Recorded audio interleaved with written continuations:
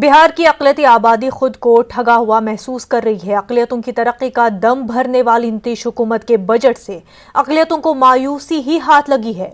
Bihar assembly में रियासत का 2,18,303 करोड़ का बजट पेश किया गया, जिसमें अक़लियतों के लिए सिर्फ 562.63 करोड़ का बजट मुख्तस किया गया। हालांकि गुज़िश्ता माली साल में अक़लियतों का बजट 532 करोड़ था, लेकिन इस बजट में नीतीश हुकूमत ने ऐसी हेरफेर की है कि असल में इस बजट से अक़लियतों के हाथ सिर्फ 525 करोड़ ही आएंगे। हमारे नुमाइंदे महफूज आलम इस वक्त हमारे साथ जुड़ चुके हैं। महफूज, नीतीश हुकूमत ने जो बजट पेश किया है उसमें हेरफेर का मामला सामने आया है। ये बजट में हेरफेर क्या है, ये आपसे समझना चाहेंगे। देखिए, मुनज्जा बजट जो 562 करोड़ की रकम जो जारी की गई है अक़लियतों के लिए, एक्चुअल में देखेंगे तो 525 करोड़ की ही रकम है।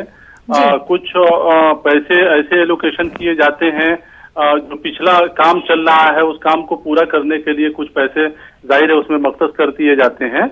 लेकिन अगर बिहार हुकूमत के मुताबिक अगर मान लिया जाए, बिहार का जो महकमे फाइनेंस है वो ये कहता है कि 562.63 करोड़ रुपया जो है अक़लियतों के लिए मख्तस किया गया है। तब भी जो है बिहार की अक़लियती आबादी को देखें तो बिहार की अक़लियती आबादी इस बजट को लेकर काफी पूर्व उम्मीद थी, और जाहिर है बजट के लोकेशन से काफी सारे लोगों की उम्मीदें होती है, और बजट के लोकेशन से ही काम जो है कहीं न कहीं होता है। काम जितने रकम मख्तस होते हैं उसी के मुताबिक जो है काम होता है पूरे एक साल। तो जाहिर है यह उम्मीद पर जो है ये बजट अक़लियतों की उम्मीदें जो है पूरी नहीं हुई है। कोरोना की मुद्दते कार में भी जिस तरह से लोगों के रोजगार चौपट हुए हैं, नौकरियां गई हैं, तो बिहार में अक़लियती आबादी को ये उम्मीद थी कि हुकूमत की जानिब से बजट में इजाफा किया जाएगा ताकि अक़लियतों के जो मसले, बुनियादी मसाइल हैं, मईशत के मसले हैं, रोजगार का मसला है, वो कहीं न कहीं हल होगा। लेकिन इसको लेकर जो है अक़लियती आबादी में काफी मायूसी हुई है। लेकिन हुकूमत ने ये वाजे करने की कोशिश की है कि वो सबके साथ विकास कर रहे हैं, सबको इंसाफ दे रहे हैं, लेकिन अक़लियती आबादी इस बात को अब नहीं मानती है, वो मायूस है। उन्हें लगता है कि नहीं, बजट में और रकम का इजाफा होना चाहिए था ताकि उनके मसाइल जो है हल हो। ये भी मुनज्जा साफ है कि हिंदुस्तान में जितनी भी रियासतें हैं उसमें नौजवानों की सबसे बड़ी तादाद बिहार में है। नौजवानों के जो बड़ा तबका है आबादी के एतबार से, मुसलमानों में खासतौर से, वो आज बिहार में मौजूद है। तो अक़लियती आबादी के जो रहनुमा हैं, जो दानिश्वर हैं, जो समाजी कारकुन हैं, उनको लगता है कि इन नौजवानों के हाथ में अगर काम मिलेगा तो न सिर्फ अक़लियती आबादी तरक्की की राह पर जाएगी, बल्कि बिहार भी तरक्की करेगा और मुल्क भी तरक्की करेगा। ऐसी हालत में अगर बजट में रकम मख्तस नहीं होता है तो जाहिर है जो प्लानिंग हुकूमत की बनेगी वो इसी रकम के मुताबिक बनेगी, और उसी पर जो है एक साल कहीं न कहीं काम होगा। तो जो निशाना हो सकता है, जो मंसूबे हो सकते हैं कि वहां तक, उस मकाम तक और उस गोल तक जो है अक़लियती आबादी एक साल में पहुंच जाए, या हुकूमत की जानिब से पहुंचा दी जाए, या अक़लियतों में जो है वो शऊर आ जाए कि वो माशी एतबार से मुस्तहकम हो जाए, मजबूत हो जाए, वो निशाना जो है कहीं न कहीं पूरा इस बार भी नहीं होगा। तो महफूज, क्या समझा जाए कि नीतीश कुमार जो है वो हर बार जो है सिर्फ अक़लियतों को बातों के जरिए ही खुश करते हैं, लेकिन जब अमल करने की बात आती है तब पीछे हमेशा हट जाते हैं? देखिए मुनज्जा, कोरोना की मुद्दते कार में लोगों की समझ में एक बार साफ तौर से ये जरूर आ गई है कि मईशत जो है ये सबसे इम्पोर्टेंट है, लोगों का रोजगार सबसे अहम है। लेकिन हुकूमत वक्फ की भवन की तामीर करती है, हुकूमत की जानिब से जो है इस तरह के तामीराती काम होते हैं। अक़लियती आबादी को लगता है कि वो भी काम जरूर हो, हुकूमत करे, उससे इनकार नहीं है, उससे भी कुछ न कुछ हुकूमत को भी फायदा होता है या रियासत को भी कुछ न कुछ फायदा होता है। लेकिन आम आबादी जो है, जिनका ताल्लुक जो है सीधे उनके घर के चूल्हे से है, वो चूल्हा रोशन जो है कोई इमारत के बना देने से उनका चूल्हा रोशन नहीं हो सकता है, या उनका मुस्तकबिल रोशन नहीं हो सकता है। जाहिर है उसके लिए कहीं न कहीं रोजगार के मौके फराहम कराने होंगे, या जो हुकूमत की जानिब से जो स्कीमें चलाई जा रही है पहले से, या अब भी उस जैसे रोजगार कर्ज की स्कीम है, इन तमाम स्कीमों की इम्प्लीमेंटेशन से ये जरूर होगा कि नौजवान तबका कर्ज हासिल कर अपने आप को खुद कफील बनाएगा, अपना जो है रोजगार कायम करेगा, उस सिलसिले में भी और उस सिमत में भी आगे बढ़ने की कोशिश करेगा। बिल्कुल, तो ये कहीं ना कहीं जो है उम्मीदें अक़लियतों को थी इस बजट से, लेकिन एक बार फिर जो है मायूसी ही हाथ लगी है। महफूज आलम, बेहद शुक्रिया। आगे बढ़ते हैं। यकसा सिविल कोड को लेकर एक मर्तबा फिर बहस छिड़ गई है। सुप्रीम कोर्ट में तलाक के मामले में अश्विनी कुमार उपाध्याय के जरिए दाखिल अर्जदाश्त के मामले में अब मुस्लिम पर्सनल लॉ बोर्ड ने इंटरवेंशन अर्जी दाखिल करते हुए मामले में फरीक बनाए जाने की अपील की है। बीजेपी लीडर अश्विनी कुमार उपाध्याय की जानिब से 16 दिसंबर 2020 को सुप्रीम कोर्ट में अर्जदाश्त दाखिल करते हुए कहा गया कि मुल्क में अलग अलग तलाक के सिविल तरीके हैं जिनसे ख्वातीन के बुनियादी हुकूक मुतासिर होते हैं और ये आइन की दफा 14, 15 और 21 के खिलाफ है। इस मामले में मुस्लिम पर्सनल लॉ बोर्ड ने भी इंटरवेंशन अर्जी दाखिल करते हुए फरीक बनाए जाने की अपील की है। आज की डेट में हिंदू के लिए अलग नियम चल रहा है, मुस्लिम्स का अलग कानून चल रहा है, पारसी का अलग चल रहा है, ईसाई का अलग अलग चल रहा है। जबकि संविधान कहता है कि भारत में आर्टिकल 44 यानी यूनिफॉर्म सिविल कोड होगा, सबके लिए एक कानून होगा। पर्सनल लॉ के बहुत सारे नुकसान हैं। उदाहरण के लिए हिंदू, पारसी, ईसाई जरूरत पड़ने पे भी दूसरा विवाह नहीं कर सकते। मान लीजिए पति पत्नी के बच्चे नहीं है और दोनों चाहते हैं एक विवाह और करें संतान के लिए, तब भी नहीं कर सकते। वहीं मुस्लिम्स मौज मस्ती के लिए भी 4 शादियां कर सकते हैं, 4 निकाह कर सकते हैं। इसी तरीके से हिंदू, मुस्लिम, पारसी, ईसाई का शादी की उम्र अलग अलग है। बाकी लोगों के लिए में लड़की 18 साल की होनी चाहिए, लड़का 21 साल की होनी चाहिए, 21 साल का होना चाहिए। मुस्लिम्स में लड़की का कोई मिनिमम एज ही नहीं है। इस पूरे मामले में मुस्लिम पर्सनल लॉ बोर्ड की जानिब से दाखिल की गई अर्जदाश्त में कहा गया है कि यकसा सिविल कोड के मामले में लॉ कमीशन की रिपोर्ट है जिसमें खुद हिंदू समाज में भी तलाक को लेकर अलग अलग तरीके हैं। बोर्ड के वकील MR शमशाद का कहना है कि अश्विनी कुमार उपाध्याय बीजेपी के लीडर हैं और उनकी अर्जदाश्त सियासत पर मबनी है। हिंदू मैरिज एक्ट का सेक्शन 29(2) है, उसको चैलेंज करना चाहिए, क्योंकि सेक्शन 29(2) के तहत इवन हिंदूज़ के यहाँ जो डिवोर्स का ग्राउंड है वो यूनिफॉर्म नहीं है। वो सिर्फ मेट्रोपॉलिटन सिटीज़ को देखकर और इस तरह की बातें करें तो वो एक अच्छी बात नहीं है। तो पहले यूनिफॉर्मिटी एक रिलीजन में देख लें। पहले क्या ट्राइबल्स के लिए same Hindu marriage act follow होता है? नहीं होता है। तो इस मुल्क की जो डाइवर्सिटी है, उस डाइवर्सिटी को देखते हुए के जो प्रोविजंस हैं उसको इन्वोक करके पूरी डाइवर्सिटी और पूरा जो एक सिस्टम चल रहा है उसको डिस्टर्ब करने की कोशिश कर रहे हैं। ऑन द ग्राउंड एक ऐसा इशू बनाना चाहते हैं कि चीज़ें बात होती रहें और लोग बात करते रहें और उससे एक तमाशा बनता रहे ऑन द ग्राउंड। सभी धर्मों के लिए समान कानून बनाने वाली याचिका में मुस्लिम पर्सनल लॉ बोर्ड ने सुप्रीम कोर्ट में अर्जी दाखिल करके खुद को पक्षकार बनाने की मांग की है और सुप्रीम कोर्ट से ये मांग की गई है कि उनको भी इस पूरे मामले में पक्ष रखने का मौका दिया जाए। हालांकि सुप्रीम कोर्ट में दायर एक जनहित याचिका में कहा गया है कि सभी धर्मों में मेंटेनेंस यानी रख रखाव और एलिमोनी यानी निर्वाह धन के लिए एक ही कानून होना चाहिए। तलाक की स्थिति में पति को पत्नी को मेंटेनेंस और एलिमोनी के नाम पर कुछ पैसा देना होता है। बहरहाल सुप्रीम कोर्ट में यह याचिका लंबित है और इस याचिका पर सुप्रीम कोर्ट ने सरकार से राय मांगी है, लेकिन मुस्लिम पर्सनल लॉ बोर्ड ने अब सुप्रीम कोर्ट में अर्जी दाखिल करके खुद को इस मामले में पक्षकार बनाने की मांग की है। कैमरामैन जगदीश गौतम के साथ सुशील पांडे, न्यूज़ 18, दिल्ली। राजस्थान में बेशतर अक़लियती तुलबा को माइनॉरिटी स्कॉलरशिप का फायदा नहीं मिल पा रहा है। तुलबा को पोस्ट मैट्रिक स्कॉलरशिप को लेकर मुश्किलात का सामना करना पड़ रहा है। डिमांड और टारगेट के चलते कम से कम आधे से ज्यादा अर्जी गुजार स्कॉलरशिप से महरूम हो चुके हैं। हुकूमत राजस्थान ने मरकजी हुकूमत को इस ज़मन में खत लिखा है कि टारगेट के बजाय डिमांड के मुताबिक स्कॉलरशिप दी जाए। वाज़ेह रहे, राजस्थान से इस साल 35,000 तुलबा ने स्कॉलरशिप के लिए दरख्वास्त दी है, जबकि टारगेट सिर्फ 16,717 तुलबा को स्कॉलरशिप देने का है।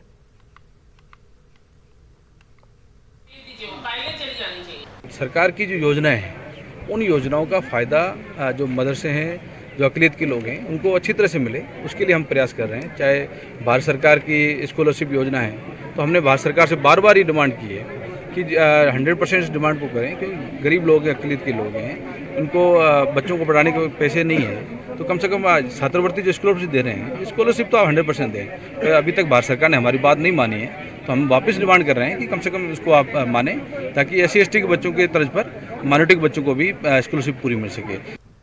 मगरबी बंगाल के 10,000 मदारिस को मंजूरी देने का वज़राला ममता बनर्जी ने ऐलान किया था, लेकिन सिर्फ 234 मदारिस को ही मंजूरी मिली है। हैरत की बात यह है कि यह मंजूरी भी बगैर किसी सरकारी मुराद के दिए गई है। ऐसे में मंजूरी हासिल करने वाले मदारिस के असातिज़ा अपनी तनख्वाह के मुतालबे पर कोलकाता में धरने पर बैठे हैं, जिसके बाद हुकूमत ने उन्हें मुराद देने का ऐलान किया है, लेकिन ये मुराद कितनी होगी इसका ऐलान नहीं किया गया। लोगों को कितना करके ऑनरियम मिलेगा, टीचर्स खाते में कितना बराद किया, ये नहीं क्लियर किया। इसीलिए हम लोग टीचर्स पैटर्न और टीचर लोग को कितना करके ऑनरियम मिलेगा, यही डिमांड में अब तक हम लोग बैठा हूँ।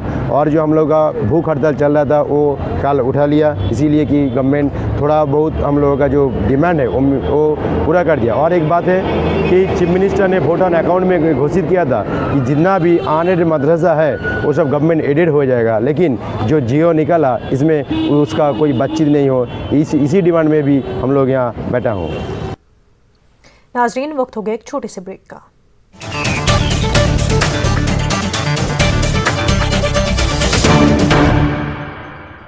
MDH बिरयानी मसाला। हर खबर पर रहेगी हमारी नजर, इसलिए हम लेकर आए हैं आज की ताजा खबर।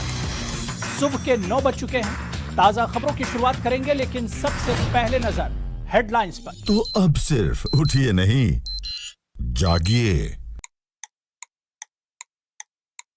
मुल्क के हर कोने में फैला है जहरीली वबा का कहर, लेकिन हर वक्त हर पल मुस्तैदी से निभाते हैं हम अपनी जिम्मेदारी, ताकि मिले आपको हर शहर की हर खबर। देखिए खास बात इंडिया न्यूज़ 18 उर्दू पर।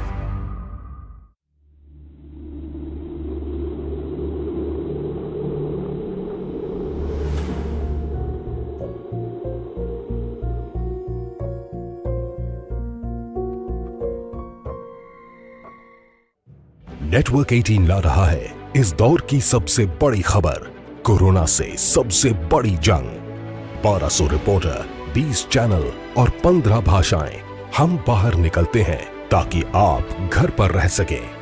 55 करोड़ दर्शकों के भरोसे का शुक्रिया।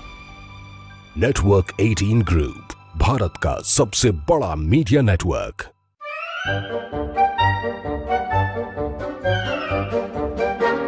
अखबार हुआ ठप, आउटडोर हुआ बेकार, टीवी ही दे रहा है विज्ञापन को तेज रफ्तार। करोड़ों दर्शकों तक न्यूज़ 18 पहुंचाएगा आपका ऐड। न्यूज़ 18 की टीम दमदार बनाएगी आपका ऐड शानदार। जल्दी कीजिए, कहीं छूट ना जाए ये सुनहरा मौका। हमें मेल करके उठा लीजिए बड़ा फायदा। ये स्पेशल ऑफर है अगले 15 दिनों तक। साथ ही मिलेगा हमारी वेबसाइट पर प्रमोशन। आज ही मेल करें sales@nw18.com पर। न्यूज़ 18 इंडिया, आपका पसंदीदा नेशनल न्यूज चैनल, उपलब्ध है टाटा स्काई के चैनल नंबर 519 और एयरटेल के चैनल नंबर 318 पर। कोरोना की हर खबर देखते रहिए न्यूज़ 18 इंडिया पर। भैया राम राम, नमस्कार। ना जाना, कुछ बता रहे हैं, कुछ चेता रहे हैं। आपने लॉकडाउन के दौरान देखा कि हम क्या कर रहे हैं। कोरोना काल में लोग एक दूसरे को समझा रहे हैं। बड़े बड़े लोग वीडियो बना रहे हैं। आप गाना जानते हैं तो गाइए या फिर अपना हुनर दिखाइए। वीडियो बनाइए और हम तक पहुंचाइए। ब्रेक के बाद आपका खैर मकदम है। कर्नाटक हाई कोर्ट ने अब्दुल रियाज खान की रुकनियत पर रोक नहीं लगाई है, बल्कि बोर्ड की मौजूदा हालात को आइंदा की समाअत तक बरकरार रखने के लिए कहा है। बेंगलुरु में वक्फ बोर्ड के रुकन और साबिक चेयरमैन अब्दुल रियाज खान ने यह वजाहत पेश की। अब्दुल रियाज खान ने कहा कि कर्नाटक वक्फ प्रोटेक्शन कमेटी और उसके नुमाइंदे मोहम्मद इलियास ने अवाम को गुमराह किया है। लास्ट डेटा फेयरिंग में ये लोग एक गलत अफवाह उठा, स्टे दे दिया, ये सरासर गलत है। स्टे मिल को नहीं है, स्टे पूछे ही लेकिन स्टे दिए नहीं। उसमें सिर्फ इतना बताए ही, there shall be no further action pursuant to the order dated 16/12/2020 passed by the first respondent at annexure head till the next date of hearing। यही ऑर्डर है। फर्स्ट रेस्पॉन्डेंट करना कुछ नहीं है, ऑलरेडी इलेक्शन डिक्लेयर कर दिए, certificate भी दे दिया है, गेजेट भी हो गया है, नोटिंग बोर्ड की तरफ से मीटिंग नोटिस भी आ गई है मेरे को, मैं कई मीटिंग अटेंड भी कर चुका हूं। अब इसमें फर्स्ट रेस्पॉन्ड को करने का कुछ नहीं है, ये वर्चुअली स्टे नहीं है, कहाँ भी मुझे प्रिवेंट नहीं किया गया है तुम मीटिंग मत अटेंड, लेकिन अवाम को ये गुमराह कर रही। ये लोगों से मेरी अपील है, ऐसा अवाम को गुमराह मत करे, सच्चाई सामने लेकर आए। केस है अभी 5 केस पेंडिंग है, इंशाल्लाह 7 तारीख को मार्च को फिर डिवीजन बेंच के सामने आ रहा है केस। ये उस दिन कुछ तो कुछ नतीजा निकले, अभी तक को सभी केस फाइनल डिसीजन नहीं हुआ है। मुमताज मुजाहिद आज़ादी और मुल्क के पहले वज़ीर तालीम मौलाना आज़ाद की यौम वफ़ात के मौके पर भोपाल में प्रोग्राम का इनेकाद किया गया।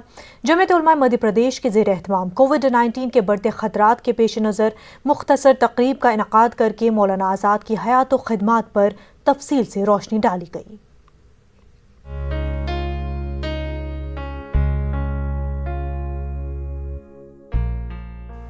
मोहिउद्दीन मौलाना अबुल कलाम आज़ाद का शुमार मुल्क के सफ़े अव्वल के मुजाहिदीन आज़ादी में होता है। मौलाना आज़ाद एक मुफक्किर, मुदब्बिर, मुस्लिह कौम, इंशा परदास, मुफस्सिर कुरान और सहाफ़त के नक़ीब थे। उन्होंने जिस मैदान में भी कलम उठाया अपनी तहरीर और तकरीर से अनमिट नखुश मुरतब किए हैं। 14 साल की उम्र में उलूम मशरिक़ी का तमाम निसाब मुकम्मल कर लिया था। 15 साल की उम्र में उन्होंने मशहूर जरीदा लिसानुस्सिद्क़ जारी किया था।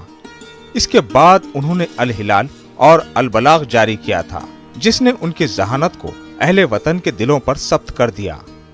आज जमीयत उलमा मध्य प्रदेश और जमीयत उलमा शहर भोपाल की जानिब से उनको खराज अक़ीदत पेश की गई, जिसके तहत पहले हमने हमारे दफ्तर में जो है कुरान खानी का एहतमाम किया। उसके बाद जो है गरीब और ज़रूरतमंदों में खाने की तकसीम की गई और जो है और भी चीज़ें जो है उनको उनकी क़ुरबानियों को जो है नौनिहाल नस्लों तक पहुँचाने के लिए अपने अपने तौर पर उनको खराज तहसीन पेश किया गया। मौलाना अबुल कलाम आज़ाद जो हैं हमारे हिंदुस्तान की बहुत बड़ी शख्सियत थे। मुसलमानों को जीने का एक रास्ता दिखाया कि पूरी इंसानियत को जो है जीने का रास्ता दिखाया। भोपाल से मौलाना आज़ाद का खास रिश्ता रहा है। मौलाना आज़ाद की 2 बहनें यानी आरजू बेगम और आबरू बेगम की शादी भी भोपाल में ही हुई थी। भोपाल जमीयत उलमा के ज़ेर एहतमाम हर साल 11 नवंबर और 22 फरवरी को मौलाना आज़ाद की याद में बड़ी तकरीब का इनेकाद किया जाता रहा है, मगर इस बार कोविड-19 के सबब मुख्तसर प्रोग्राम का इनेकाद करके मौलाना आज़ाद को याद किया गया। प्रोग्राम के अख्तिताम पर दुआ की गई और मौलाना आज़ाद के नाम से गुरबा में खाना तकसीम किया गया। न्यूज़ 18 उर्दू के लिए भोपाल से महताब आलम की रिपोर्ट। मौलाना अबुल कलाम आज़ाद की ज़िंदगी हिंदू मुस्लिम इत्तेहाद के लिए वक्फ थी। तक़सीम वतन को हर बड़े लीडर ने तस्लीम किया, लेकिन मौलाना अबुल कलाम आज़ाद हमेशा इसके ख़िलाफ़ रहे। इन ख़यालात का इज़हार डॉक्टर महमूद सिद्दीकी ने किया। वो मौलाना अबुल कलाम आज़ाद की बरसी की मुनासबत से मुनक़्क़िदा एक रोज़ा कौमी सेमिनार से ख़िताब कर रहे थे। मौलाना आज़ाद रिसर्च सेंटर में हुए इस सेमिनार में मुल्क की मुख्तलिफ रियासतों से रिसर्च स्कॉलर और दानिश्वरों ने शिरकत की। सेमिनार में तकरीबन 50 से ज़ायद सहलिसानी मकाले पढ़े गए। मुक़र्रिरीन ने इस बात पर जोर दिया कि मौजूदा दौर में मौलाना अबुल कलाम आज़ाद की तालीमात पर अमल करना ज़रूरी है। इसी में मुल्क और कौम की भलाई मुज़मिर है। साल हमारा ये एक एम रहता है, एक ऑब्जेक्टिव रहता है, एक मकासद हमारे ये रहते हैं कि हम लोग मौलाना अबुल कलाम आज़ाद की जो सेकुलरिज़म की जो टीचिंग्स है, वो जो उनका पैगाम है, जो उनका मैसेज है, वो यहाँ आम लोगों तक पहुँच सके। इसके तहत आज हमने जो है मौलाना अबुल कलाम आज़ाद मेमोरियल अवार्ड जो है प्रोफेसर महमूद सिद्दीकी साहब को दिया।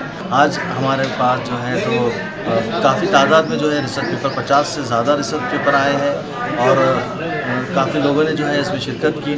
कि मैं टीचर एडुकेटर हूँ और जैसे मैं हिस्ट्री देखती हूँ, या लिटरेचर देखती हूँ या जर्नलिज्म का कोई भी एक आध टॉपिक हम लोग सिलेबस में इंक्लूड करते हैं, तो हमारे आज़ाद हमारे सिलेबस में करिकुलम में कहीं भी नहीं है।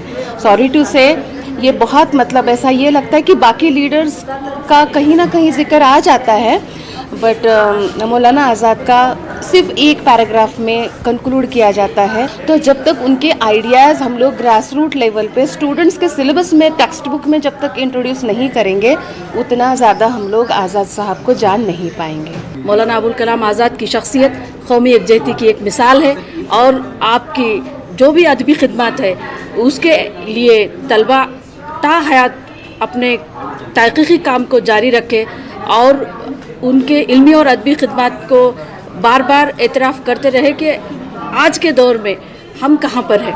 एक महक़ीक़ के लिए ये ज़रूरी है कि वो इस तरह की अजीम शख्सियत का मुताला करते रहे और अपनी निजी ज़िंदगी में भी इस तरह अपने निजी ज़िंदगी में भी कौमी यकजहती की मिसाल कायम करें। हज़रत ख्वाजा मोइनुद्दीन चिश्ती का बड़े कुल की रस्म की अदायगी के साथ इख्तिताम पजीर हो गया। आज हर साल की तरह सुल्तान निज़ाम सक्का का उर्स मनाया गया। निज़ाम सक्का का मज़ार ख्वाजा अजमेरी की दरगाह में अहाते नूर के पास मौजूद है। निज़ाम सक्का को सुल्तान कहे जाने का एक दिलचस्प वाक़या है। एक जंग में निज़ाम सक्का ने हुमायूं की जान बचाई थी और इनाम के तौर पर एक दिन की बादशाहत मांगी, जिस पर हुमायूं राज़ी हो गया और निज़ाम सक्का को एक दिन का सुल्तान बना दिया। बस्ती जमात के लोगों ने आज धूमधाम से चादर का जुलूस निकाला और कवाली के नजराने पेश करते हुए दरगाह में मौजूद निज़ाम सक्का की मज़ार पर चादर और गुलहाए अक़ीदत पेश किए।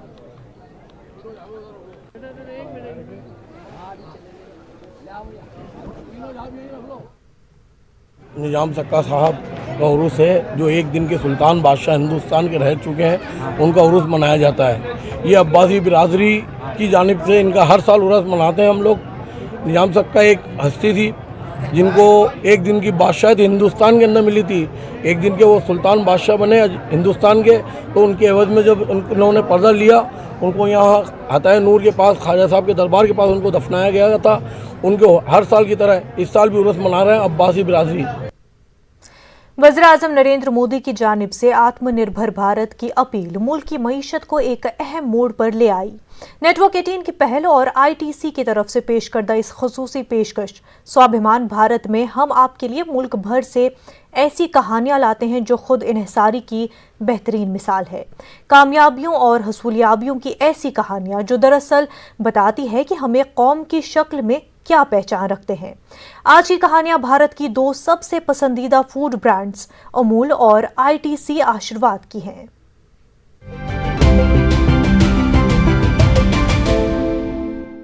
उन्नीस 1946 में गुजरात के छोटे से शहर आनंद में एक दूध उत्पाद सहकारी समिति के रूप में स्थापित अमूल आज भारत में दूध और दूध के बने उत्पादों का सबसे बड़ा उत्पादक है। इस ब्रांड की घरेलू स्तर पर शुरुआत हुई, जिसे एक किसान ने शुरू किया। आज ये ब्रांड लाखों भारतीयों के दिल और दिमाग पर छाया है और 40 देशों में इसकी मौजूदगी दर्ज है। What is the business objective? Give more to earn more. Give more to 3.6 million farmers who are supplying milk to you by offering them very stable and remunerative price. 2002 में ITC ने पैकेज्ड गेहूं का आटा आशीर्वाद launch किया था और वर्तमान में भारत के नंबर 1 आटा ब्रांड के रूप में जाना जा रहा है, जिस पर देश भर में 3.5 करोड़ से अधिक परिवारों का विश्वास है। साथ ही ये किसानों से सीधा गेहूं खरीदकर उन्हें सशक्त बना रहा है। ITC is the second largest buyer of wheat in the country, and we are able to give the right price for the right quality. We have set up centers where the farmers, we have created mandis where the farmers can come and actually deliver the product straight over there. Amul और ITC आशीर्वाद दोनों ही भारत के आत्मनिर्भर बनने के mission में अपना सहयोग दे रहे हैं और सही मायने में स्वाभिमान भारत के प्रतीक हैं।